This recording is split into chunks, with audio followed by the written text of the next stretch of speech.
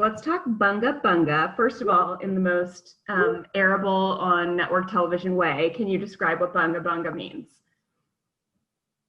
I cannot describe what Bunga Bunga means in an arable way. I don't think you have to listen, but what I can say is that if you're at a Bunga Bunga party, you're definitely getting COVID. Does that help? It's a sensual romp party thrown by Italy's Prime Minister Silvio Berlusconi. Costumes are involved, and the rest. If I say anything else, I fear I'll get canceled. Okay, so one thing I loved about this is that I realized when I was listening to you narrate this that we rarely get females narrating true crime podcasts. Why is that? Huh. Good point. I had not thought of that before. That's a really good observation. I don't know why more women don't narrate true crime podcasts, but I think it might have something to do with the fact that we are shrill and belong in the kitchen.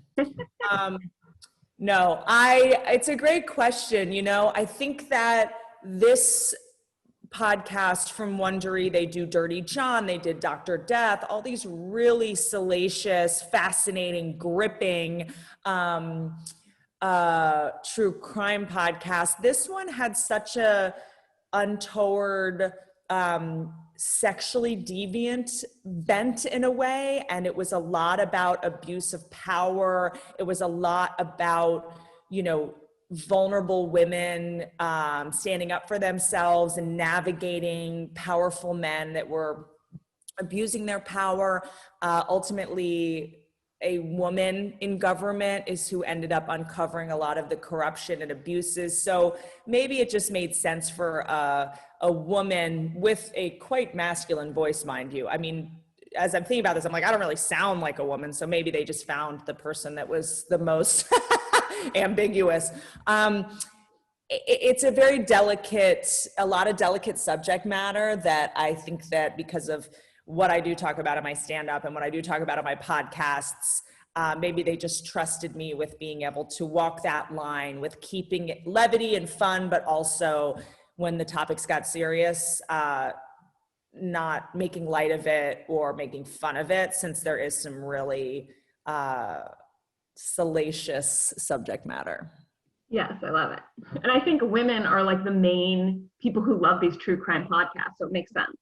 That is so, yes. And I was reading that women love true crime podcasts because it's our brain's way of preparing if something were to happen to us. It's like we're doing research subconsciously, you know, because we tend to be the victims of these crimes. So yeah, you know, I think for me, I wanted this to be entertaining. I wanted it to be engaging. I didn't want it to be depressing. There's enough to be depressed about right now. You know, there's enough sort of negativity out there right now. I wanted this to feel gripping, feel engaging. It's a true story. So it is history, it is politics, but there is this incredibly shocking, you know, it's interesting because I say as a writer and comedian, there's no way that fiction can compete with nonfiction anymore. This is like The Sopranos, you know, meets, you know, Ronan Farrow's article, meets an action movie. I mean, it's just, it's regardless of, you know, the untoward things that happen in the show, it's just freaking incredibly entertaining. I agree. I'm only 2 episodes in, but I'm excited to keep listening. Okay. So you mentioned your stand-up a couple minutes ago. We've been doing a series called Access Open Mics. We had a couple questions for you about your comedy career.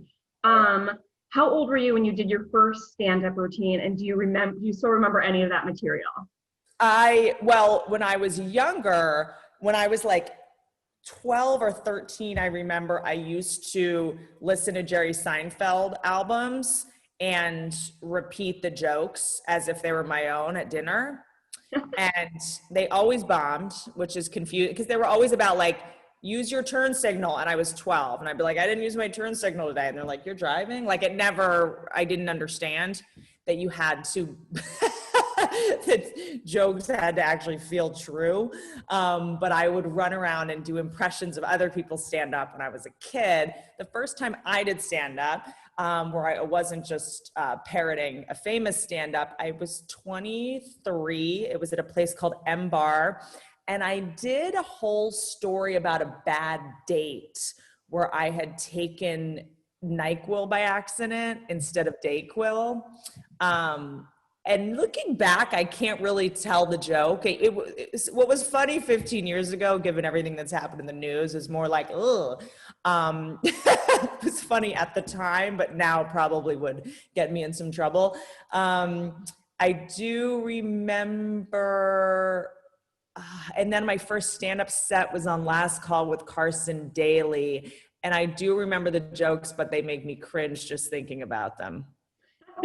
So you said you told a joke about a date. When you date somebody, is it fair game? Do you put them in your stand-up, and does that ever cause issues? Yes, yes, and yes, yes. You know what you're signing up for. If you don't want me to make fun of you in my stand-up, behave better. You tweeted this week, this cracked me up. You said, is there some law that says in order for men to be on dating apps, they have to own a bulldog? Is it the same bulldog in every, do they rent a bulldog? Is there a company that rents bulldogs for dating apps? Everyone has a bulldog, and it's a good racket. It's like the push-up bra for men or something, because then I'll DM them and I'll be like, hey, what's your bulldog's name? They'll be like, it's not mine. I'm like, what? You guys are pimping out these bulldogs. But, you know, every guy that I have matched with on dating apps has a bulldog. It's interesting. But when you are on a dating app, do people think that they're being catfished? Wait a second. I do think it's probably because bulldogs are so ugly that they're good to pose by. Comparatively, everyone looks more handsome next to a bulldog. I did have a situation where someone thought I was catfishing them. I think for the most part now, I've been so open about the fact that I'm on dating apps. People know that it is me. But the first time I was on Tinder, I was DMing with some guy, and we finally met up. And he was like, oh, I didn't realize it was actually going to be you. And I was like, what? Like, he thought someone was using my photo as a joke and was trying to get with the person who would use. It was very confusing. And then he was like, we had been texting for like 2 weeks. And then he was like, can I get a picture with you? And I was like, sure, just use the Nashville filter.